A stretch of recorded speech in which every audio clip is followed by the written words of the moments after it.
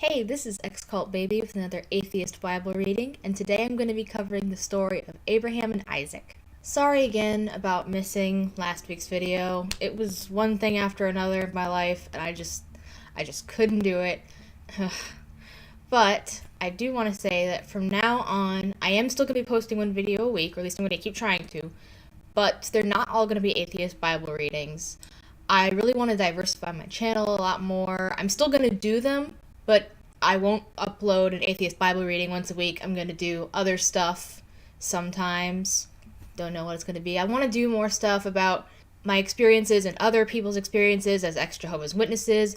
I want to do more that has to do with general skepticism and atheism. I want to explore the experiences of other apostates from other religions. So all of that and more you will be able to see from now on in my channel going forward. So with all that out of the way, let's get into the story. So, Abraham is this God-fearing guy. God loves him. They're like best buddies. And God promises him that his family is going to become like this great nation. The problem is, Abraham is 100 years old and his wife has not had any children yet. That's not to say that Abraham doesn't have children with, concubines and stuff, but his own wife has not bore him any children yet. And she's 99 and he's 100, So then, God miraculously causes Sarah, Abraham's wife, to be able to have babies at the age of 99, which, obviously that is impossible, but it's a miracle, so, don't apply logic or science to it. It just is. Second of all, I really don't want to think about a 100-year-old man and a 99-year-old woman conceiving a child. I understand, love continues at all ages, old people get it on sometimes, but 99 and 100? How do they not break each other in half? How does Abe even, have any amount of circulation that is going to allow him to do this activity? I'm sure that Sarah is dry as a desert. What were they using for lube? And that, of course, doesn't even consider the matter of the pregnancy and the childbirth. I mean, I can imagine that the mortality rate is pretty high for childbearing women, let alone if the childbearing woman is basically a sack of skin hanging off of brittle bones and failing organs. So anyways, they have the baby boy, they name him Isaac, and 8 days after he is born, he is circumcised. Mini rant here. As far as circumcisions go, there are a lot more cons than pros. Really, the only perceived advantage of being circumcised is that it is supposedly easier to keep your penis clean, but if you're showering on a daily basis, that should not be a problem regardless. And then, of course, you have a newborn child being traumatized by what is essentially genital mutilation that they have no way of consenting to. I mean, it's not like you can't get a circumcision when you're older. With anesthesia when you're older. Can't do that as a newborn baby. It also desensitizes the penis. Because there are nerve endings in there, It's not just a flap of skin. And foreskin is a natural lubricant. So, I mean, that's just an advantageous thing to have in general. If you yourself have never done research on why modern medicine still practices circumcision regularly on newborns, you should look it up. It is fascinating. But spoiler alert, basically the reason is because some puritanical Christian guy thought that it would stop little boys from masturbating. Of course. Even with all that aside, though, why would God command that the people that want his blessing have to cut off part of the penis that he made them with? If you don't want them to have it, why is it there?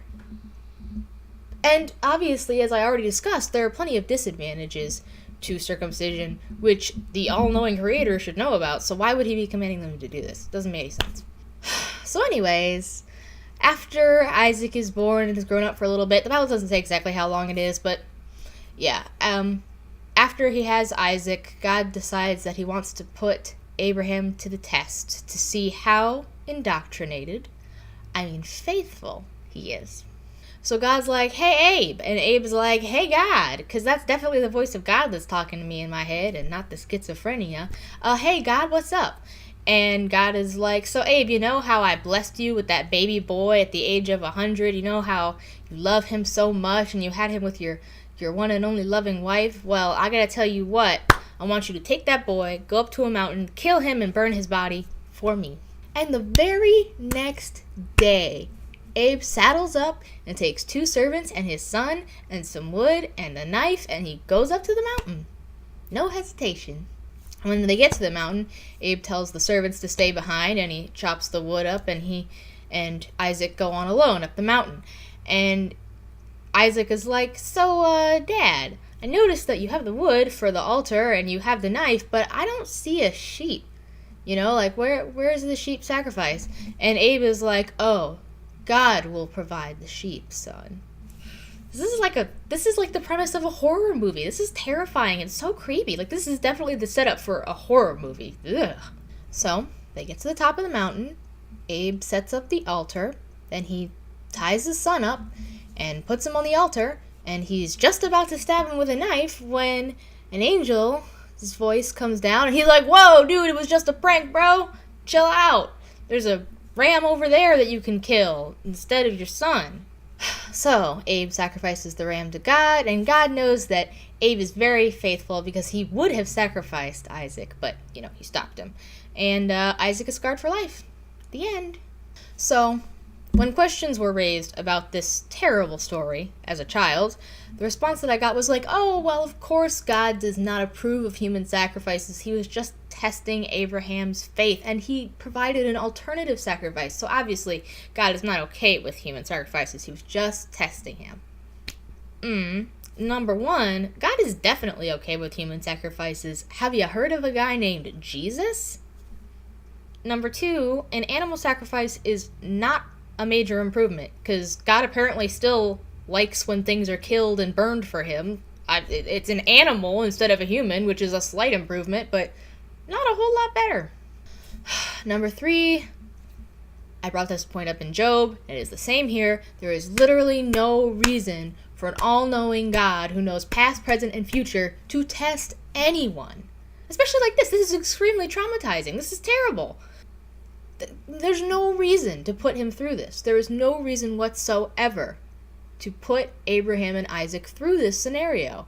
God already knows what's going to happen. Why? Why do this? He already knows that his faith is strong. He could go through all these scenarios in his head and figure out what's going to happen without actually making him fucking do it. No reason for this.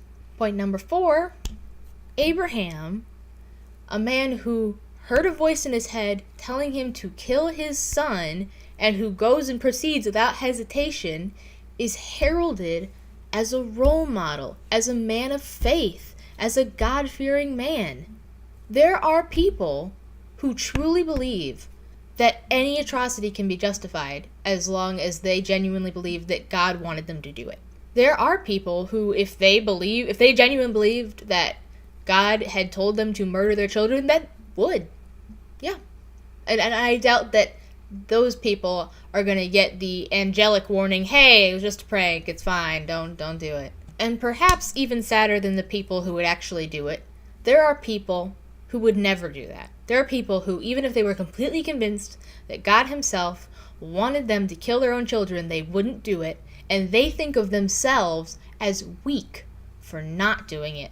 That is incredibly sad to me. Like, there are people who think they aren't strong enough to kill their children if God told them to. This story is deeply disturbing. Everything about it is wrong, but people believe it, and they think that if they think that there's something wrong with it, they think that they're the ones that are in the wrong for thinking that something is wrong with this story. But that is what indoctrination does to people. It makes people ignore their own moral compass, the thing that's saying, oh my God, this is so fucked up, this is so wrong, because they believe that they couldn't possibly know better. Even if it's so obviously wrong and disgusting, they just think that they don't understand. They just think that, there's no way that this makes sense to me, there's no way that I can justify it, there's no way I can twist this so that it sounds like a good thing, but I'm certain that it's right anyway. That's really sad to me. Anyways, that's it for this video. Sorry, it kind of ended on a rather depressing note, but if you enjoyed this video, please give it a like, leave a comment, and most importantly, share it. I upload new videos every Thursday, so subscribe if you want to see more of my content. Links to my social media and my email are in the description, so if you want to contact me or if you want to follow me on other social media platforms, that is the place to do it. Go ahead. Feel free. I'm X Cult Baby, reminding you to go free yourself. Thank you for watching.